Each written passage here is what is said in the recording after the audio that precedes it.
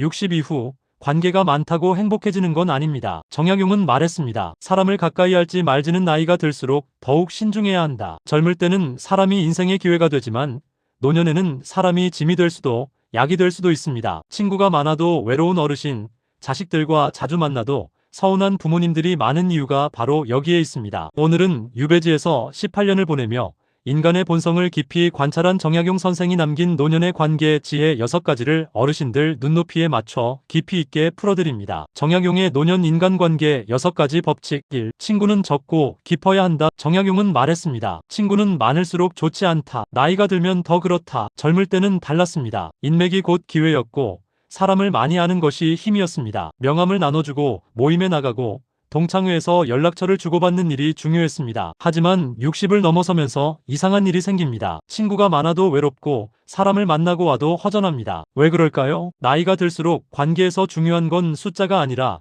깊이이기 때문입니다. 정약용 선생은 유배지에서 18년을 보내며 이 진리를 깨달았습니다. 수백 명의 지인이 있었지만 정작 어려울 때 곁에 남은 사람은 손에 꼽을 정도였습니다. 그때 그는 기록했습니다. 친구는 적고 깊어야 한다. 그렇다면 진짜 친구란 무엇일까요? 진짜 친구는 내가 말하지 않아도 내 마음을 알아주는 사람입니다. 내가 아프다고 하면 병원은 갔어? 라고 묻는 사람이 아니라 오늘 날씨 추운데 괜찮아? 라고 먼저 걱정해주는 사람입니다. 자주 만나지 않아도 서운하지 않고 전화 한 통에도 마음이 따뜻해지는 사람입니다. 노년의 관계는 양보다 질입니다. 말 한마디 따뜻하고 내 사정을 묵묵히 들어주는 단 한 사람, 그 한 명이 10명보다 더 큰 힘이 됩니다. 실천 방법은 간단합니다. 이번 주부터 연락처를 한번 훑어보세요. 그리고 물어보세요. 이 사람과 만나면 나는 편안한가? 아니면 피곤한가? 피곤하다면 그 관계는 정리해도 괜찮습니다. 대신 나를 편하게 해주는 단 한 사람에게 따뜻한 문자 한 통을 보내보세요. 요즘 어떻게 지내? 보고 싶네. 정약용은 이렇게 말했습니다. 사람은 많이 알 필요 없다. 단 한 명이라도 진심으로 아는 것이 100명을 아는 것보다 낫다. 자식에게 기대지 말고 관계를 독립적으로 유지하라. 정약용은 아들들에게도 이렇게 조언했습니다. 부모도 자식에게 의지하면 서로 피곤해진다. 이 말이 처음엔 냉정하게 들릴 수 있습니다. 자식이 부모를 돌보는 건 당연한 일 아닌가요? 하지만 정약용이 말하고자 한 것은 무관심이 아니라 건강한 거리였습니다. 어떤 부모님들은 이렇게 말씀하십니다. 난 자식한테 아무것도 바라는 게 없어. 그냥 가끔 전화나 하고 명절에 얼굴이나 보면 돼. 하지만 마음속으로는 서운합니다. 왜 연락이 없을까? 왜 자주 안 올까? 왜 나를 챙기지 않을까? 그 서운함이 쌓이면 결국 말다툼이 되고 관계는 멀어집니다. 정약용은 그 이유를 정확히 알고 있었습니다. 기댐과 보살핌은 다르다. 자식이 나를 보살피는 것은 좋은 일입니다. 하지만 내가 자식에게 의지하기 시작하면 그 순간부터 관계는 무거워집니다. 자식은 의무감을 느끼고 부모는 서운함을 느낍니다. 서로 사랑하지만 함께 있으면 피곤해지는 이유가 바로 여기에 있습니다. 그렇다면 어떻게 해야 할까요? 정약용은 유배지에서도 자식들에게 이렇게 편지를 보냈습니다. 너희는 너희 삶을 살아라. 나는 나대로 살겠다. 서로 걱정은 하되 짐은 되지 말자. 이것이 바로 독립적 관계입니다. 서로의 삶을 존중하며 거리를 유지할 때 오히려 더 오래 건강한 가족 관계가 유지됩니다. 실천 방법은 이렇습니다. 자식에게 무언가를 부탁하기 전에 먼저 스스로 해결할 방법을 찾아보세요. 병원은 혼자 갈 수 있는지, 은행 일은 스스로 처리할 수 있는지, 친구들과 시간을 보낼 수 있는지. 작은 독립이 쌓일수록 자식과의 관계는 더 편안해집니다. 그리고 자식이 찾아왔을 때는 왜 이제 왔어? 가 아니라 오느라 힘들었지? 라고 말해보세요. 그 한마디가 관계를 바꿉니다. 정약용은 말했습니다. 부모가 자식에게 의지하지 않을 때 자식은 비로소 부모를 진심으로 모실 수 있다. 3. 말을 줄이고 감정을 덜어라. 나이가 들수록 말 실수가 관계를 해칩니다. 정약용은 말했습니다. 입으로 나가는 것은 돌아오지 않는다. 젊을 때는 말을 많이 해도 괜찮았습니다. 실수해도 제가 아직 어려서요라는 말로 넘어갔습니다. 하지만 나이가 들면 다릅니다. 한마디 잘못하면 꼰대, 고집불통, 옛날 사람 소리를 듣습니다. 더 서러운 건 내 말이 조언이 아니라 잔소리로 들린다는 것입니다. 왜 이런 일이 생길까요? 정약용은 그 이유를 이렇게 설명했습니다. 나이가 들면 경험이 많아진다. 그래서 무엇이든 가르치려 든다. 하지만 상대방은 가르침을 원하지 않는다. 그저 공감을 원할 뿐이다. 예를 들어볼까요? 며느리가 요즘 애 키우기 너무 힘들어요라고 말했을 때 어떻게 답하시나요? 그게 힘든 거야? 우리 때는 더 했어. 너는 그래도 나은 거야. 이렇게 말하면 며느리는 입을 다물어 버립니다. 내 경험을 나누려던 말이 상대방에게는 무시로 들린 것입니다. 정약용이 제시한 해결책은 명확합니다. 말을 줄이고 감정을 덜어라. 노년기 인간관계는 내가 얼마나 잘 말하느냐보다 얼마나 부드럽게 침묵하느냐에 달려 있습니다. 말을 줄이면 실수도 줄고 감정을 덜어내면 관계도 편해집니다. 그렇다면 구체적으로 어떻게 해야 할까요? 먼저 상대방이 말할 때는 끝까지 듣는 연습을 하세요. 중간에 끊고 그건 말이야 라고 시작하지 마세요. 그냥 고개만 끄덕이고 들어주세요. 그리고 그랬구나, 힘들었겠네라고 공감해주세요. 그것만으로도 상대방은 위로를 받습니다. 둘째, 조언은 요청받았을 때만 하세요. 어머니는 어떻게 생각하세요? 라고 물어봤을 때 비로소 내 경험을 나눠주세요. 그 전까지는 침묵이 최고의 지혜입니다. 셋째, 감정적으로 격해질 때는 말을 멈추세요. 화가 나거나 억울할 때 내뱉은 말은 나중에 후회하게 됩니다. 정약용은 화날 때는 하루를 기다려라. 그러면 말의 절반은 사라진다고 했습니다. 마지막으로 칭찬은 자주, 비판은 최소한으로 하세요. 그건 아니야보다 그것도 좋은 방법이네라고 말하는 습관을 들이면 사람들은 자연스럽게 당신 곁으로 다시 모여듭니다. 정약용은 말했습니다. 말이 적은 사람은 원망도 적다. 4.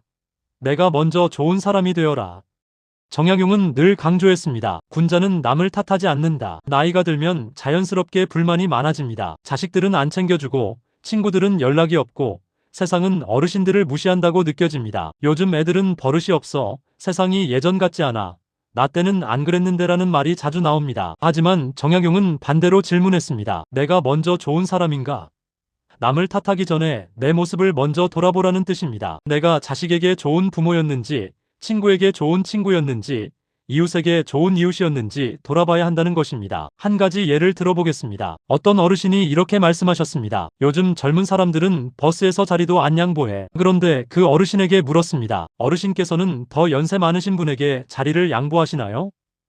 그분은 잠시 말이 없었습니다. 자신도 노인이라고 생각하며 앉아 계셨던 것입니다. 정약용은 이렇게 말했습니다. 남에게 바라는 것을 먼저 내가 실천하라. 그것이 군자의 도리다. 그렇다면 어떻게 실천할 수 있을까요? 첫째, 내가 먼저 배려하는 사람이 되세요. 엘리베이터에서 문을 잡아주고, 마트에서 줄을 서고, 아파트 복도에서 먼저 인사하세요. 작은 배려가 쌓이면 사람들은 당신을 기억합니다. 둘째, 내가 먼저 이해하는 사람이 되세요. 자식이 바빠서 못 오는 건 나를 사랑하지 않아서가 아닙니다. 정말로 바쁜 것입니다. 친구가 연락이 없는 건 나를 잊어서가 아닙니다. 그 친구도 나이가 들어 힘든 것입니다. 조금만 이해의 폭을 넓히면 관계는 훨씬 편해집니다. 셋째, 내가 먼저 긍정적인 사람이 되세요. 만날 때마다 요즘 세상 왜 이래?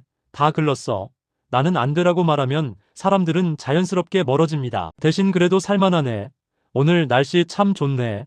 고마워라는 말을 자주 하세요. 긍정적인 사람 곁에는 사람들이 모입니다. 나이 들면 내 기준이 강해지고 고집도 생깁니다. 하지만 마음을 조금 열어 내가 먼저 배려하고 이해하려 들면 사람들은 자연스럽게 다시 곁으로 옵니다. 정약용은 말했습니다. 좋은 사람을 만나고 싶으면 먼저 내가 좋은 사람이 되어라. 5.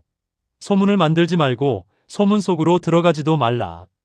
정약용은 인간관계에서 가장 경계한 것이 잡담, 뒷말이었습니다. 나이가 들면 이상하게 할 일이 줄어듭니다. 일터에서 물러나고 자식들은 독립하고 시간은 많아집니다. 그래서 자연스럽게 사람들과 만나 이야기를 나눕니다. 그런데 그 이야기의 내용이 문제입니다. 누가 어떻게 산다더라. 누구네 집 며느리가 어떻다더라. 누구는 돈이 많다더라. 누구는 자식한테 버림받았다더라. 왜 이런 이야기들이 위험할까요? 정약용은 말했습니다. 말은 바람처럼 퍼진다. 한 번 나간 말은 되돌릴 수 없다. 오늘 내가 한 이야기가 내일이면 동네 전체에 퍼집니다. 그리고 그 이야기는 조금씩 왜곡되고 과장됩니다. 결국 누군가는 상처받고 관계는 깨집니다. 더 큰 문제는 나 자신도 소문의 대상이 된다는 것입니다. 남의 이야기를 자주 하는 사람은 결국 남들도 그 사람 이야기를 합니다. 저 사람은 말이 많아.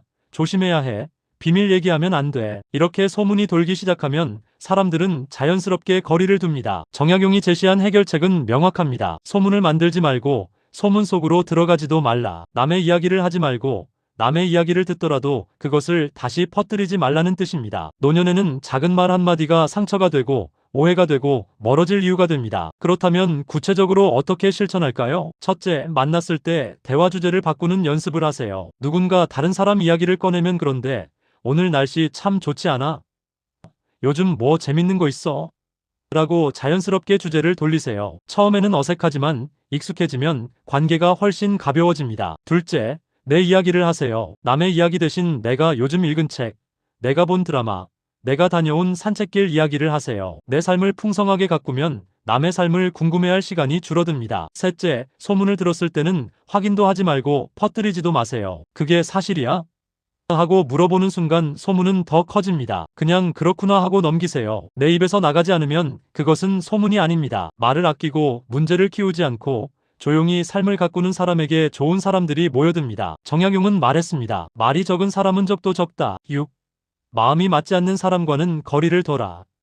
정약용은 노년의 인간관계를 정리하며 이렇게 말했습니다. 마음이 맞지 않는 사람은 피하라. 오래 두면 나도 흐려진다. 이 말이 냉정하게 들릴 수 있습니다. 하지만 정약용이 말하고자 한 것은 미움이 아니라 보호였습니다. 나를 지키기 위해서는 때로 관계를 정리하는 용기가 필요하다는 뜻입니다. 어떤 사람들과 거리를 두어야 할까요? 첫째, 늘 부정적인 사람입니다. 만날 때마다 불평불만만 하고 세상을 비관하고 다른 사람을 비난하는 사람. 이런 사람과 오래 있으면 나도 모르게 부정적인 생각이 전염됩니다. 정약용은 가까이 있는 사람의 기운이 나에게 옮겨온다고 했습니다. 둘째, 나를 이용하려는 사람입니다. 필요할 때만 연락하고 도움이 필요할 때만 찾아오고 내가 힘들 때는 보이지 않는 사람. 이런 관계는 관계가 아니라 거래입니다. 노년에는 이런 관계를 유지할 에너지가 없습니다. 셋째, 나를 존중하지 않는 사람입니다. 내 말을 무시하고 내 감정을 배려하지 않고 늘 자기 이야기만 하는 사람. 이런 사람과 함께 있으면 나는 점점 작아집니다. 그렇다면 어떻게 거리를 둘 수 있을까요? 억지로 어울릴 필요 없습니다. 내 삶의 리듬을 해치는 사람,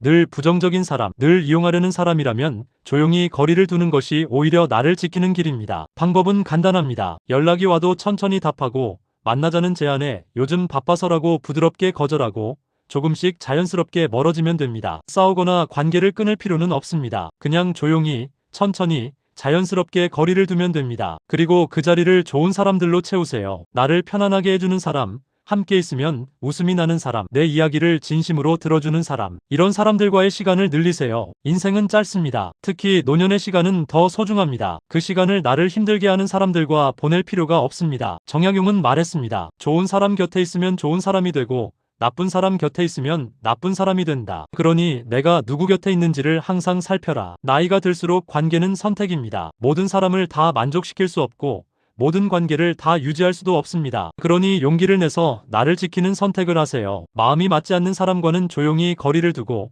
마음이 맞는 사람들과 따뜻한 시간을 보내세요. 그것이 정약용이 우리에게 남긴 마지막 지혜입니다. 이 관계를 줄였더니 비로소 내가 보였다. 정약용이 말한 노년의 인간관계의 핵심은 단 하나입니다. 관계를 비워야 마음이 편해진다. 유배지에서 18년을 보내는 동안 정약용은 수많은 사람들과 헤어져야 했습니다. 평생 쌓아온 인맥도 친구도 제자들도 하나둘 떠나갔습니다. 처음에는 외로웠습니다. 하지만 시간이 지나면서 그는 깨달았습니다. 사람이 줄어들자 비로소 내가 보이기 시작했다. 무슨 뜻일까요? 관계가 많을 때는 늘 바쁩니다. 이 사람 만나고 저 사람 신경 쓰고 이 모임 나가고 저 자리 지키고 그러다 보면 정작 나를 돌아볼 시간이 없습니다. 내가 정말 원하는 게 무엇인지, 내가 행복한지, 내가 어떤 사람으로 살고 싶은지 생각할 여유가 없습니다. 하지만 관계를 줄이면 달라집니다. 아침에 느긋하게 차 한 잔 마실 시간이 생기고 책을 읽을 여유가 생기고 산책하며 생각에 잠길 시간이 생깁니다. 그리고 그 시간 속에서 비로소 나를 만나게 됩니다. 정약용은 이렇게 말했습니다. 젊을 때는 세상 속에서 나를 찾았지만